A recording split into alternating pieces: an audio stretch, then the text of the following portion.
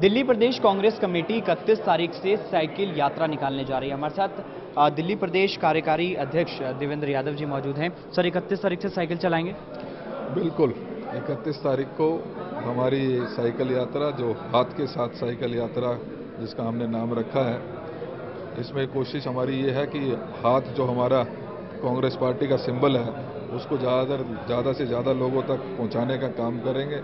जो नीतियां हमारी कांग्रेस की हैं उसको लोगों तक पहुंचाने का काम करेंगे और लोगों की नब्ज जानने की कोशिश करेंगे।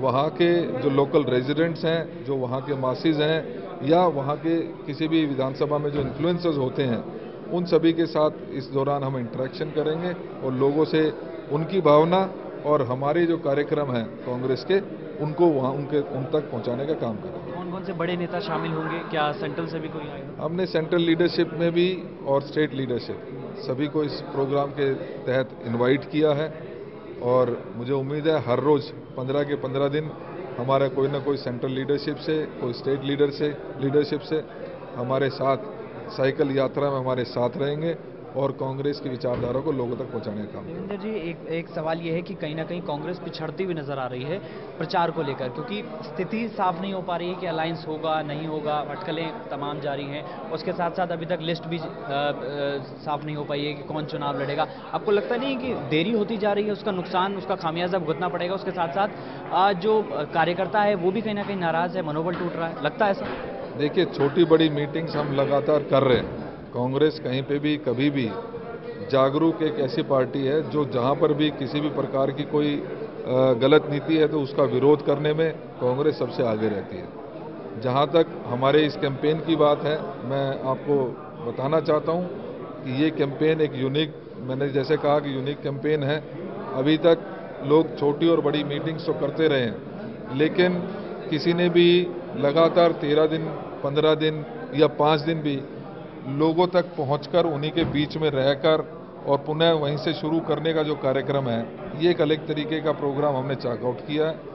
हमारे कांग्रेस के कार्यकर्ता पूरे तरीके से मजबूत हैं, उत्साहित हैं और आने वाला जो हमारा चुनाव है उसके लिए तैयार है। अलायंस हो पाएगा? अलायंस की बात जहां तक है, 1-2 दिन में उसके ऊपर भी फैसला हो जाएगा। हमारा स्टैंड कोई चेंज नहीं है। हमने अपनी जो भावनाएं हैं, जो लोगों की भावनाएं हैं, माननीय राहुल गांधी जी तक पहुंचा दी हैं। जो भी फैसला आएगा वो सभी को मानना होगा। क्या अलायंस की अटकलें जो हैं कहीं ना कहीं इस बात पर दो गुटों में कहीं ना कहीं नजर आ रही है? एक गुट चाहता है कि अलायंस हो, दूसरा गुट चाहता है कि ना हो। यही वजह है कि लेट होता जा रहा है? ऐसे देखिए, हमारा जो पार्टी में भी अलग अलग वॉइसेस हो सकती हैं, लेकिन जैसा मैंने कहा, जो आदेश हमारा केंद्रीय नेतृत्व देगा उस पर सब यूनाइटेड रहेंगे और वो आने वाले समय में आप देखेंगे। शुक्रिया। यही साफ तौर से कहना है कि साइकिल रैली के जरिए, साइकिल यात्रा के जरिए आप कहीं ना कहीं लोगों तक मैसेज पहुंचाने की कोशिश की जाएगी। और उसके साथ साथ अलायंस पे साफ तौर से कहना है कि अभी तक साफ नहीं हो पाया है कि अलायंस होगा या नहीं होगा, लेकिन इनका यही कहना है कि जो केंद्रित जो नेतृत्व है वही साफ कर पाएगा कि आखिर ये अलायंस होगा या फिर नहीं। कैमरामैन अतुल नेगी के साथ दिवांशु मल्होत्रा, टोटल न्यूज़, दिल्ली।